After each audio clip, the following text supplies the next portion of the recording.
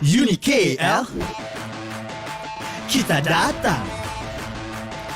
UniKL, jadi cemerlang. Universiti Kuala Lumpur mercutanda pendidikan mara. Sertai kami bagi pengambilan ke program persediaan Diploma, Ijazah dan Pascasiswazah hari ini. Layari unikl.edu.my, Where knowledge is applied and dreams realized.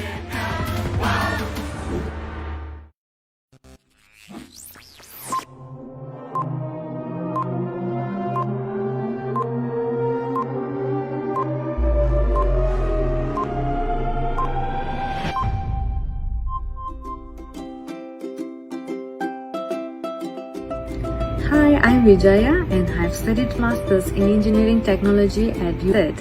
To be honest, it is one of the best places that I've ever been because it helped me to discover what I want in my life.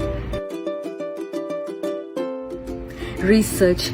The professional experts available in the campus help us to learn how to work with the machines and of course with the aid of the technical experts available. On the other hand, there are multiple exchange programs available for the postgraduate students to go for an attachment in the research field. So I was able to go to Politecnico di Torino in Italy, and it helped me to discover how the research is being conducted in the other part of the world.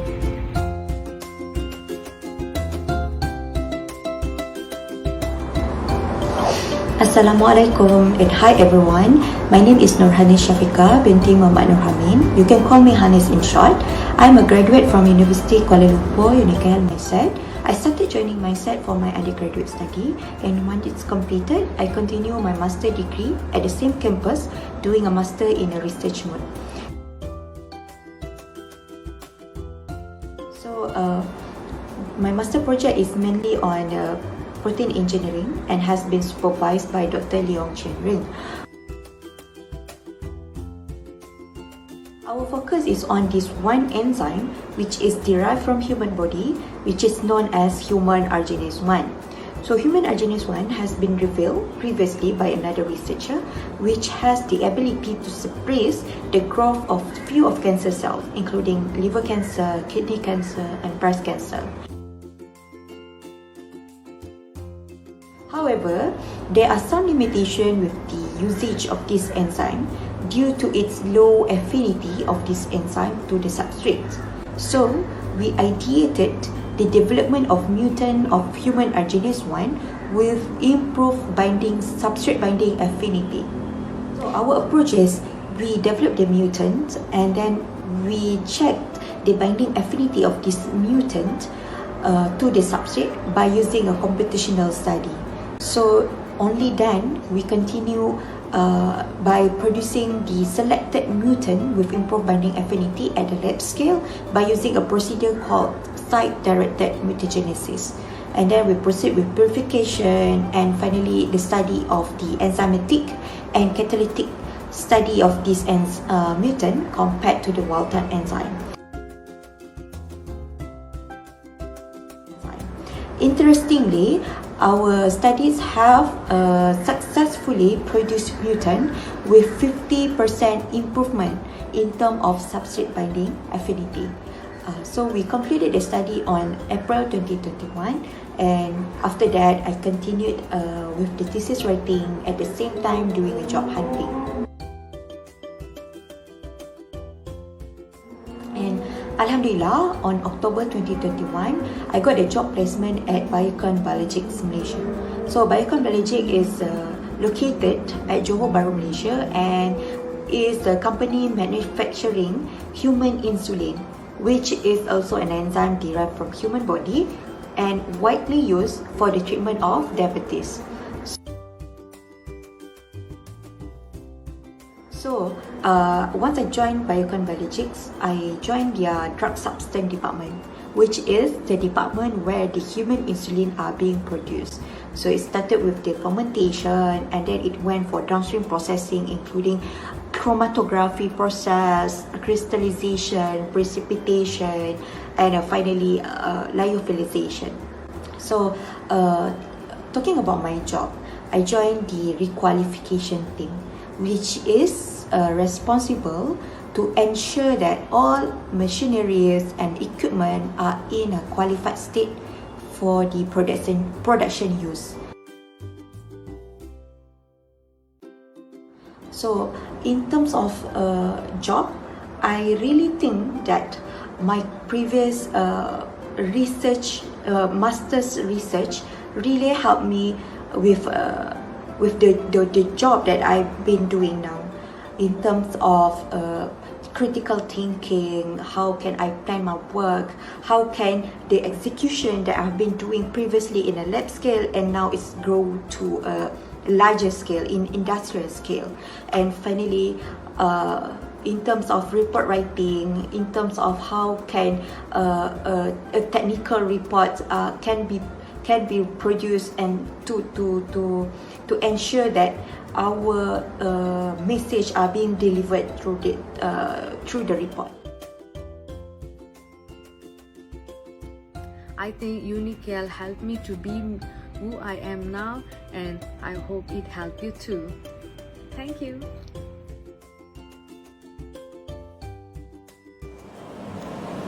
Hello everyone and good afternoon. Thank you so much for joining us this Wednesday afternoon. I'm Kelly, Associate Professor at University Kuala Lumpur, Malaysian Institute of Chemical and Bioengineering Technology, UniKL mindset. Today's panel discussion is titled Postgraduate and Research Opportunities in Chemical and Bioengineering Field. This stream is available on the University Kuala Lumpur official Facebook page.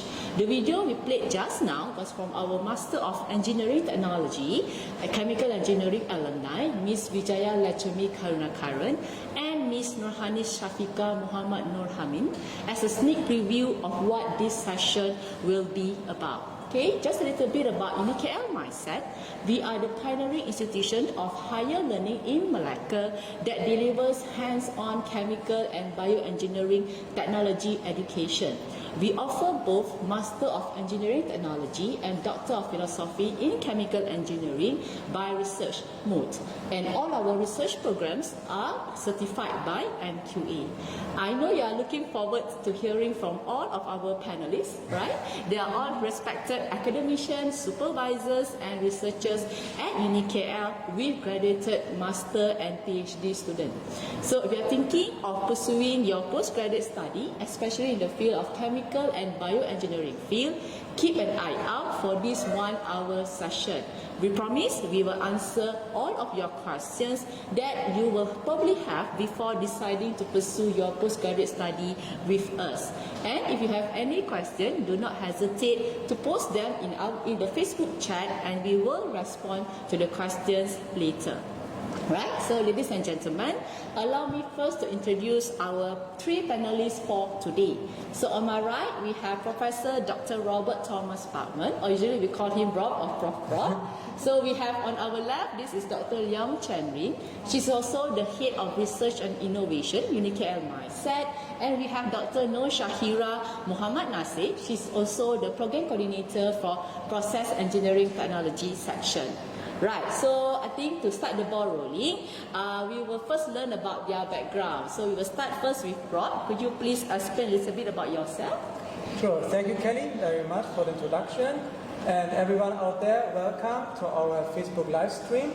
My name is Robert Bachmann. I'm a process and environmental engineer by training, graduating from the University of Applied Science, Wismar in Germany. I then moved to Sheffield to pursue my master in energy and environmental engineering, followed by a PhD at the same university. In 2007, I moved to Malaysia, where I joined UniKL here in Malacca as a lecturer in the environmental engineering technology section. I'm particularly interested in sustainable development. My group is doing research on water treatment using natural coagulants, as well as biomass, especially carbonized biomass in various applications ranging from polymer composites to agriculture. I'm married to a Malaccan girl, and together we have one boy who's currently going to Form 4, so 1 more year before the big STM. And I like to, in my spare time, I like to read books. I like to do sport. I'm also interested in traveling, and I like to watch action movies and detective style movies. So have you watched Top Gun, Rob? Yes, I watched Maverick. I can recommend everyone. So in between research, Prof. Rob still watches movie in the winter. Yes, we do have a life. Alright, thank you, Rob, for the question. So what about you, Dr. Leong? About a little bit about your background? Sure, thank you, Dr. Kelly. Hi everyone, welcome to our live today. Let me introduce a bit about myself. My name is Leong Chen Ring. Academically, I graduated with a Bachelor in Science, majoring in microbiology from USM. So upon completion of my Bachelor, I went on to pursue my Master's and PhD in Japan. So I have a Master in Biotechnology and a PhD in Microbiology and Immunology from Hokkaido University, Japan. And I spent about 9 years there, and I speak fluent Japanese. I took my JLPT 1S, so certified fluent in Japanese. And in terms of, upon my graduation from my PhD in 2015, I returned back to Malaysia, and that's when I joined UniKL, my set in Malacca. So I currently I'm the head of research and innovation of the campus, where I oversee all the research activities in the campus.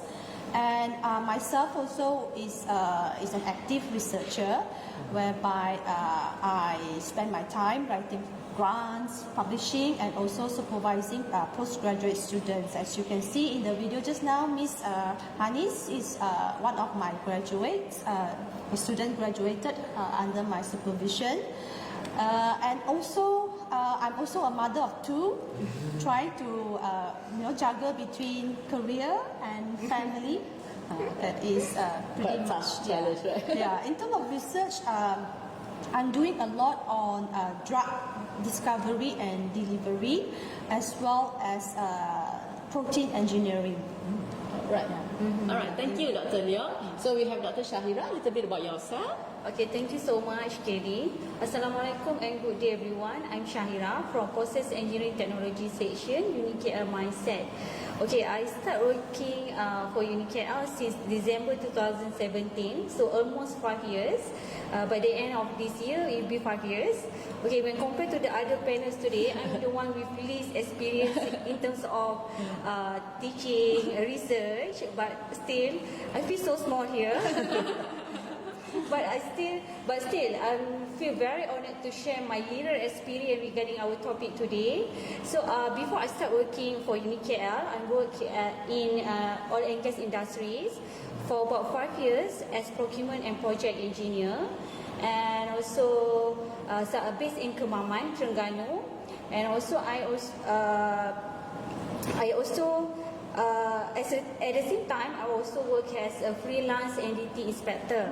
Okay, the job covers supply, maintenance, fabrication, and so on. And the job cover area Pahang and Terengganu, from Kuantan to Kerteh and Parker. Okay, after that, I decided to resign in oil and gas industry, and continue my study as postgraduate student in University Malaysia Pahang for master program 2 years, and PhD program and PhD the 2.5 years. My master focus on bioengineering, fermentation for bioethanol productions, and different with my PhD project, I changed to kinetics reaction engineering with catalysis. Okay, and then but still both master and PhD focus on chemical engineering field. Okay, finally here I am and academician and researcher at UniKL myself. So we can see actually that not only we have a very diverse researchers, we also have researchers who are bilingual and probably trilingual as well. Okay, so it shows the diversity of actually our researcher in UniKL myself. Right, so since we already know about their background, so we will start talking a little bit about our research and postgraduate. So Rob, okay, the one of the I think frequently asked questions, but probably many out there is, what are the things to consider before going on postgraduate studies, particularly in the field of chemical and bioengineering field? And what are your thoughts on the matter, Rob? Thank you, Kelly.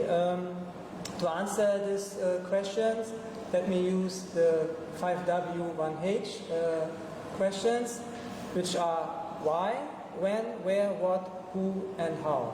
Let me start with why. Why do we want to pursue a master or PhD? So we need to ask ourselves that question and answer also honestly.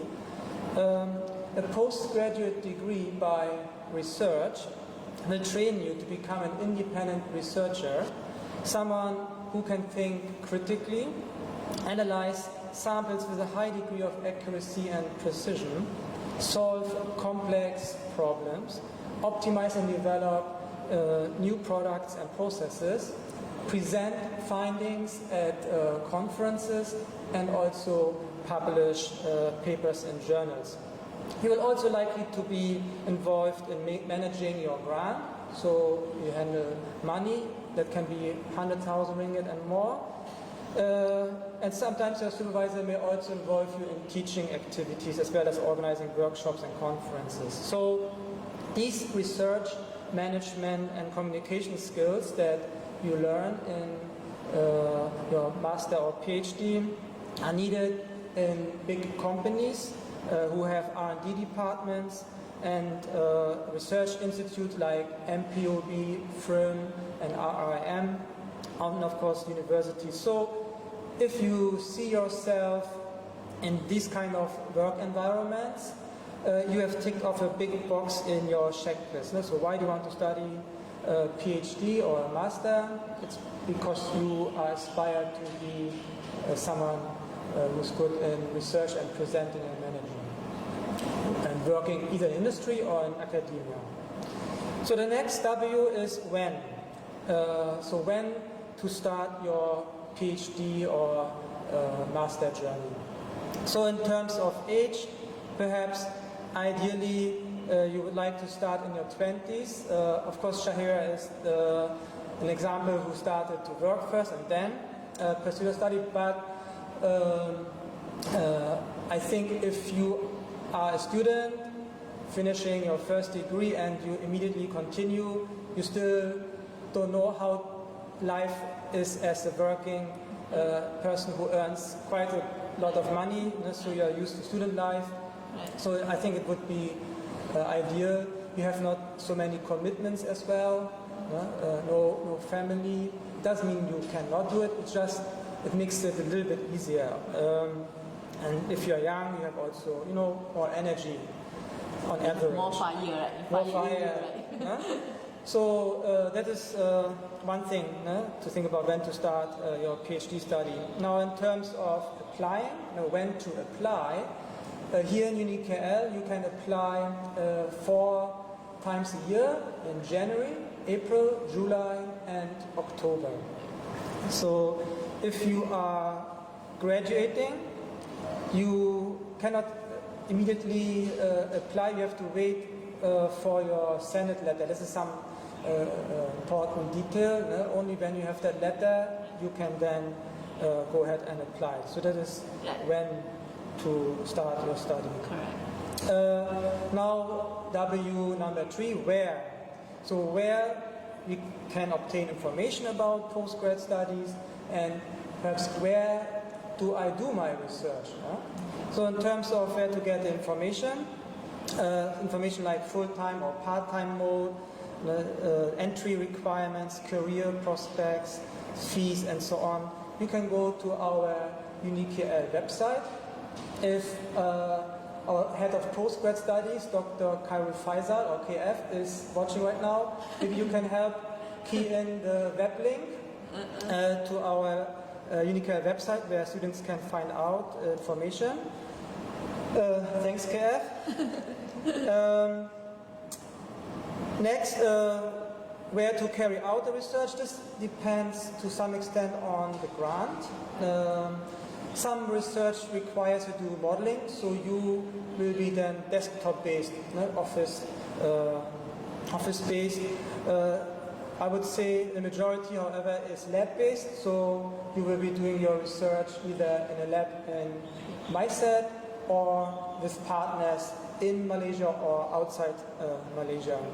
And if you are, let's say, working, you are a lecturer in another university here in Malaysia or abroad, maybe you want to do some or all your research at your university.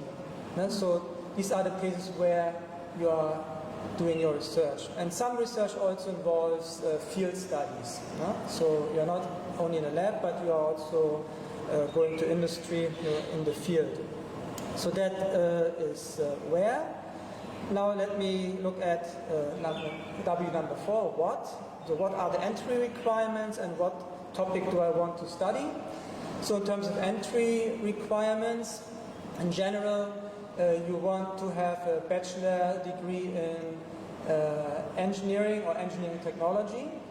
It's also possible to have a bachelor in science or a bachelor in technology, but in that case, we need to look at the topic that you will be working on and then decide whether you have to take some extra engineering technology courses.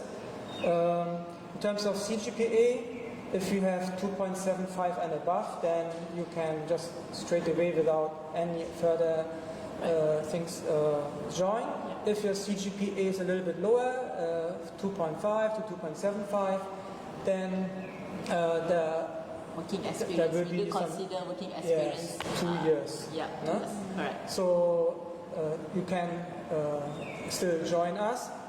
So that is in terms of entry requirements. In terms of what topic you want to study, the topic could be related to your FYP or your master, so a continuation of that. It could be a grant topic, and most likely it will be from the grant that your supervisor secured. Or if you have your own funding, you have a bit more freedom and you can decide what you want to do. In which case, you need to find a suitable supervisor. Which brings me to the last W question, who? Yeah, who should be your supervisor? And so before you start your journey, you have to also be clear about that. Obviously, if you have a grant, I mean, if the grant is there and you need to follow the grant, then the supervisor is kind of fixed. You need to, I think, meet your supervisor to see whether the chemistry is there. If you don't feel the chemistry but you really, really like the topic, it's not a problem in my opinion. Just be clear, you and your supervisor, of your expectations right at the beginning. Make clear what you expect, what the supervisor expects, so there's no misunderstanding. Yeah. No? And then you go on. You can also include a co-supervisor. A co-supervisor can not only bring in additional expertise, but can also act as a mediator in times where things get challenging. No? So this is who should be the supervisor. And last one, how to apply. Applications for our postgrad studies are done online. So the list of documents that you need to provide are also available online. So check out our chat. I think KF, he is going to supply you with some additional information.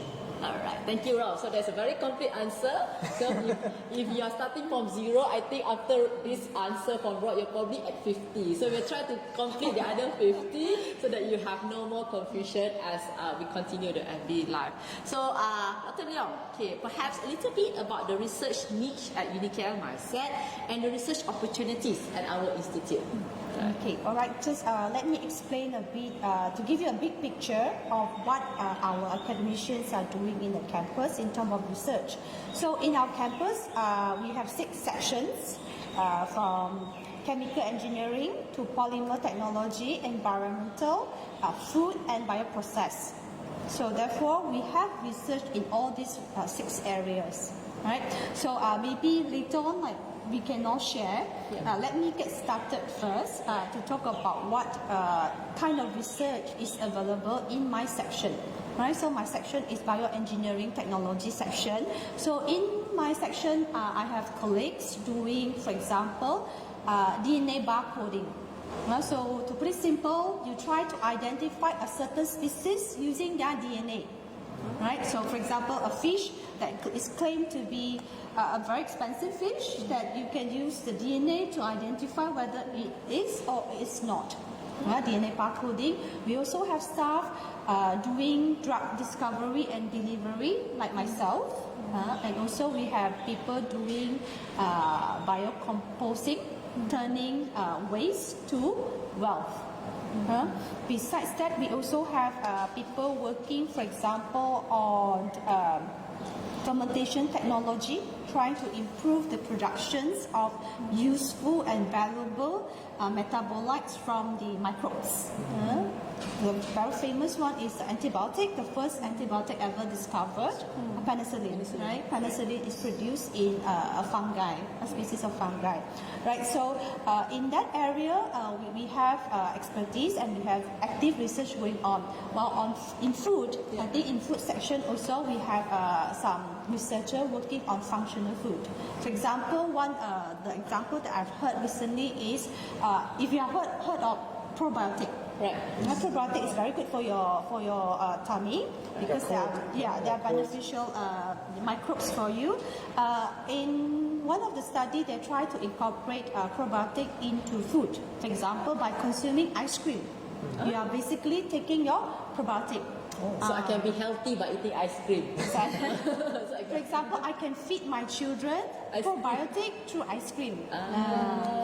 We also have lecturer workings on functional food like peptide. Peptide that can lower your cholesterol, lower your blood pressure. We also have lecturers in food section that works on food processing, very novel food processing.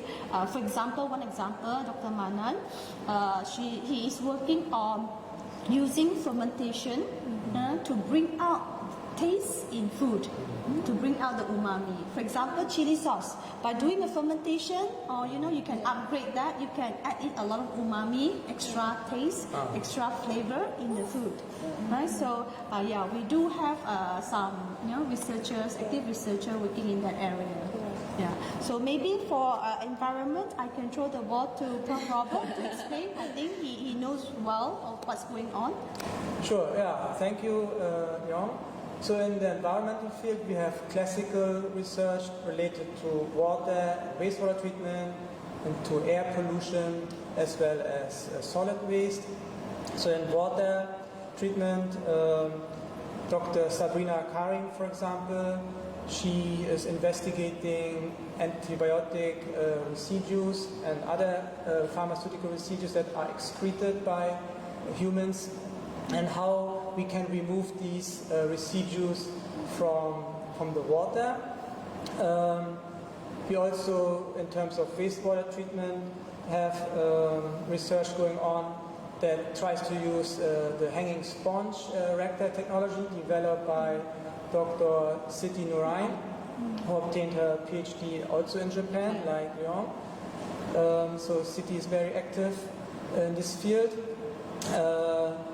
And myself, for example, is working on water treatment using natural coagulants, not the aluminium sulfate, the inorganic chemicals but naturally produced chemicals. So these are some examples for water,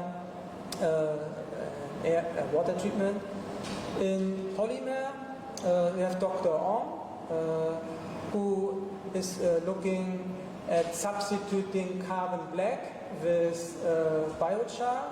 Carbon black is added in tires, in agricultural films, and many other products. It's obtained from fossil fuel and it's not sustainable, so she's looking at substituting this non-sustainable with a sustainable product. So then there are many material science related research in the polymer group going on. So if you have more information, if you have more interest in this field, you can contact us later. Maybe. Okay. From our section, process section, a researcher from our section working on some of the project is biodiesel. We are using waste from pilot plant, our lab here. Waste from pilot plant to produce biodiesel and using catalysis. Catalysis is also one of the major project in our sections, right? And the other one is photocatalysis. I'm working on photocatalysis as well, using catalysis and using waste. Also waste from aluminium dross and maybe palm oil fuel ash. And researcher from our section also working on membrane. Okay, MD Dr. Indo, right? Okay, maybe Dr. Kelly. There are some members are doing on advanced materials. For example, I'm doing on carbon fiber. We have Dr. Rapida is doing on graphite as well. So you can see that actually in the my side we have about 40 laboratories to cover all the specialized fields of interest. So don't worry, you come to my side that we have actually all the well-equipped equipments for our research as well. And many of these projects or these academic staff, they are supported by various research grants. Including FRGS, including PRGS, including some internal grants as well as industry grants. Right? So don't worry. When you join us, we have very active support in terms of financial as well as expertise. Right. So I will explain a little bit later on the financial aspect because I believe many will have this question about financial assistance as well. Right. Thank you, Dr. Leong, on the answer. So, Dr. Shahira, I'm sure there are international students watching and listening to us right now and wondering, could they join UniKL myself? So, if you could explain what are the opportunities for international students to pursue their study in UniKL myself? Okay, of course, there are opportunities for international students as well in UniKL mindset. Okay, we also open the registration for international students out there to continue postgraduate studies. Okay, they just need to apply the same process like local students, but of course there are extra requirements like visa and so on. And you just need to go to our website or directly contact our head of postgraduate study, Dr. KF. And I also want to share that I also have one international student from Nigeria for master program. Okay, he just enrolled last semester by self-sponsor. Okay, firstly, he directly contact previous head of postgraduate studies, at that time Dr. Tong, okay, and looking for the project that he interested regarding wastewater treatment. And then I just gave my project title, that time I gave regarding photocatalysis using waste, like I said just now. And then he interested with my project and decided to continue under my supervisions. So I think we have several, right? I think we have one from Bangladesh, we have Nigeria, we have from, I think, from Oman. Robert as well, right? From Oman, right? And we also have one student from Sudan. If you are watching, Fatima. So we do have actually a healthy international student, I would say, community in UniKL mindset. So do not hesitate to join us if you are interested in postgraduate studies. Right, Dr. Shahira. So sorry, I'm working a little bit harder today because we are very interested to know that you have industrial experience as well. So usually they will have this question between academia and industry. So since you are at a unique point of having both experience, I believe many will be torn between pursuing postgraduate studies or working in industry right after graduation. So like I think Rob mentioned about it just now, right? So what are your thoughts on the matter, especially on engineering background students? Okay, actually it's a very tough decision to make after graduation, and it happened to all of us as well, right? Okay, there are a few factors that affected the decision between to pursue postgraduate studies or working in the industry.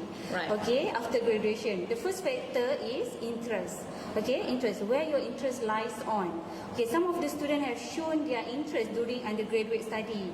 Okay, particularly when they are doing final year project. Okay, we can see that they really enjoy doing lab experiment lab, doing the research and so on, right? Okay, and this kind of student is very suitable to pursue postgraduate studies because of the initial interest that they show during undergraduate studies, right? Okay, yeah. On the other side, some of them are interested to try new challenges in their life, right? Like working in the industry. But if you have a doubt between these two, think back about your interest, where your interest lies on. Okay? If you have interested in both, think about the second factor lah. Okay? The second factor is opportunities. Right? Okay, opportunities, some of the graduated students have opportunities to work in industry directly after internship at the same company, right? Okay, some of them need to work hard to find a job vacancy. Of course, they need to go through a few interview before getting a job, right? Okay, and then everyone know that the opportunities to work in the industry is not always available. Okay, and particularly to work in the same field as our study lah. Alright. Okay, and different with postgraduate studies, the opportunities is always there. We know that there are a lot, many postgraduate programs that offered by local and international universities around the world. Okay, including UniKL said, like Dr. Leong said just now. Okay, we have a few sessions, and you just need to search the field that you are interested online and just apply for it. Okay. And in the different situation, if you get the opportunities for both, I mean, pursue postgraduate studies and working in the industry at the same time, okay, coming simultaneously, and then why not you can try both at the same time, okay? Okay, yeah. Actually, Dr. Kelly, I also have the same experience previously, okay. During my first 2 semesters when I'm doing my master program, I also working as an engineer. Okay, I'm not resigned yet for the first 2 semesters. And then actually it's quite tough for me because I need to travel from Kemaman to Gambang, okay, to fulfill both requirement. Okay, but it's not impossible. It's not impossible to do both. The most importantly is commitment. Okay, commitment. If you can commit both, then why not just go for it? Okay, why do we choose one if you can choose both, right? You will turn the impossible to I am possible. So I think the key thing that we can recap for Dr. Shaira is that actually postgraduate is not an escape. Perhaps we do have the stigma postgraduate is an escape. Actually, postgraduate is not an escape, but it's actually to enrich yourself with skills and knowledge. So you have that mindset, the postgraduate will actually help you to become a better individual that could actually contribute when you are working in the industry later on. So to counter that, actually Robert, I wanted to ask you that same question. What if I want to do both? Working and pursuing postgraduate studies. Is this possible? Yeah, we have seen the different examples already here. So yes, to reinforce that point, if you can select a topic that is related to your work, then this is the smart thing to do. You kill 2 birds with 1 stone, and it will stress you out less. No? You can also, as a postgrad student of UniKL, attend our courses online, so you don't have to necessarily always come to attend classes like research methodology or innovation, which are compulsory. No? So you can complete these courses from your home. That's possible. Besides trying to be smart about the topic. It's also important that you have a very supportive employer, that gives you a few days off per month, as well as a supportive environment, supportive family. Strong support system, right? Yeah, so then it can work. My wife, for example, is she pursued her PhD while working full-time at the hospital, while being a mother and a wife as well. So I don't know how she did it, but amazingly, I think in like 4 years or so, she completed her studies. So it's another example that this is possible. Of course, having supportive husband is also important. Yeah, we went to a few hospitals in Malaysia and distributed the surveys together. Yes.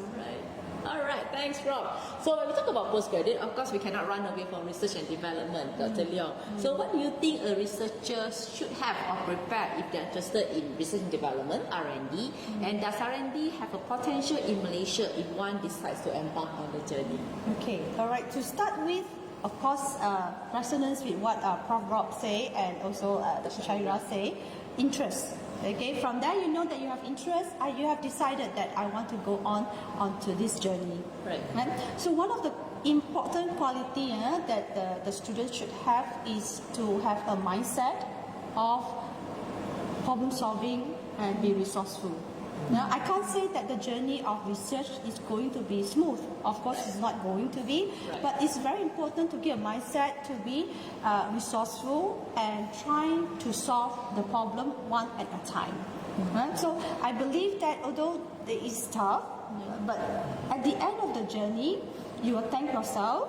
You will thank the people around you helping you to get through that, because this kind of quality is important as well when you are working. Right.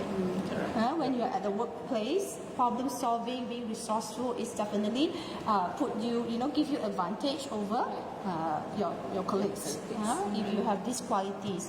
And in terms of R&D opportunity in Malaysia, so upon the graduation, very usual, there are two paths that you can usually go on. One is go on into academic. There are 50 over university in Malaysia that maybe you can find a place there. Secondly is going into industries. So I do get some questions, a lot of questions like how about R&D in industry in Malaysia. So if you really look at it, we do have some industry. For example, Malaysia is the biggest glove exporter in the world. Yes. Right? Big companies like Top Glove, Hatalega, Kosan, they have their R&D, R&D departments. Besides that, for example, in terms of plantation, we are the second exporter of palm oil. Big company like Sandabi, like Genting Plantation, they have their own R&D as well, right? So there are opportunities in the industries, even for postgraduate, students after they are completing their studies. I think most of our alumni found their job even before their Viva, right? Exactly. For example, my student landed a job even before her Viva. Right? So, there are opportunities both in university, in research institute, as well as in industries. All right, thank you. So I think we are about to reach the time, but we still have one final question for all our panelists. So the question will be, what are the practical advice would you give to someone who going to start their postgraduate study? So we will start first with Rob for that. Yeah, when I look back at my days when I was a student, a postgrad student, it's of course about money, and you need to think about staying in an affordable place. It can be sharing a house with other postgrad students, and not too far away from the campus, so you don't have these traveling costs, you don't waste time on the road. If you have long hours in the lab, you don't have to travel much to go home when you're tired. But this kind of, I would say, practical things. Save your money. Don't try to live like maybe your classmate who works in industry and earns maybe double the amount that you at the moment get, your time will come later to earn big money. Maybe it will take 5 or 10 years for you to catch up in terms of earning. Your time will come. So don't try to compete in terms of lifestyle with your classmates. So that is something very important for me. Live simple, save time. Don't necessarily think that you will be able to graduate perfectly on time. There can be challenges along the way. Equipment can break down. It happened in my case. That delays you. So you have some savings that allows you to carry you through, and you don't have to look for a job that will distract you. In terms of research, do your homework before you start the actual lab work. Don't rush to the lab and try to shoot in the dark and hope to find something. If you plan your work well, that is 50% of your research already done. So that is important.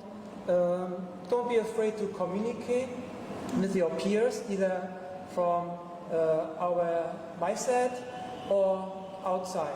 There are other students like you who may work in the same broad field.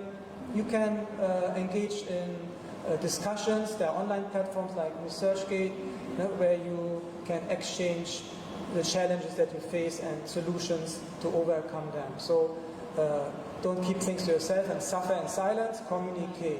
Of course, not only communicate with your peers, don't forget about your supervisor. Meet and discuss with your supervisor. Of course, like Dr. Leon mentioned, be resourceful and try to be a problem solver. Not come with every problem straight away to your supervisor. What should I do now? We have a thing called internet nowadays. You can ask that question. As simple as how do I solve it? So you can type that question in and you get some answers. YouTube is there that can have videos to teach you how to run a software, how to do statistical analysis, whatever your question might be. These are some of the practical tips that I would like to share here. Thank you, Rob. What about you, Dr. Leon? For me personally, I think that I resonance as well with what Prof. Rob have mentioned. For me personally, I think that the support from your peers, from a community that shares your environment is important. Right? For example, if you have peers who are the same postgraduate, you can share your problem, you can share, your findings, like what Prof. Rob says, don't suffer in silence. You have go get support from a community that is close to you. I think that this is important to help you to get through the challenging. I would say that you will find that the journey for postgraduate is very fruitful at the end. Maybe not during the process. During the process. Suffer a little bit. Yes. But the end is satisfaction. Yes. Right? Like when you have finally the result that you were aiming for, you feel like jumping to the ceiling. You have gone through so many setbacks. Like sometimes one step forward, you made a discovery, but then, oh no, this is a false positive. Then you have to do 2 steps back, redo your experimental design, and then you will get it right. When you got it, you feel really happy. So that makes you a tough person, right? That's how you build your own self-confidence in the thing that you do. Right, Dr. Sharina, practical wise? Okay, like Prof. Robert said, not everyone is able to continue study due to financial crisis, right? Correct. And this is the main factor why people choose work over study. Correct. Okay, and not everyone know that nowadays in universities we also have financial support for those who want to pursue postgraduate studies. Correct. Okay, for example, the grant supported by government, by industry, internal grant, and so on. So I think we have the solution for this, right? Okay, not much for me. If you want to pursue postgraduate studies, I think just enjoy this beautiful journey, okay? And of course, there are ups and downs during this journey, and everyone trying to achieve GOT, okay, graduate on time. But whatever happen, take everything in a positive way, and I'm sure that postgraduate study will be one of sweet memories for you. Right, so besides the financial assistance, as what Dr. Shahira mentioned, so we have several financial assistance schemes under Ministry of Higher Education grants such as FRGS, PRGS. We also have internal grant who can support some of the tuition fee and allowance, and also one of the most important thing why you should consider UniKL and especially UniKL mindset is that our tuition fee are very affordable. So I think that's one thing that perhaps the strength of UniKL mindset or UniKL, our tuition fee are affordable, and with the living and tuition fee allowance given through the grants, it could definitely help you to achieve your dream as well. Right, so do contact us if you want more information on it. We will try our best to assist. Right, so it appears that the time is running out. We have only 4 more minutes to go. So I would like to thank all the panelists, Dr. Prof. Rob, Dr. Leong, Dr. Shahira for joining us today. And also thank you to everyone who tuned in today. So follow us on our UniKL Facebook and Instagram pages for more information on our postgraduate program. And please visit our website www.unikl.edu.my for inquiries and enrollment information. So we hope to see all of you in UniKL very soon. So everyone, goodbye. Bye. Thank you.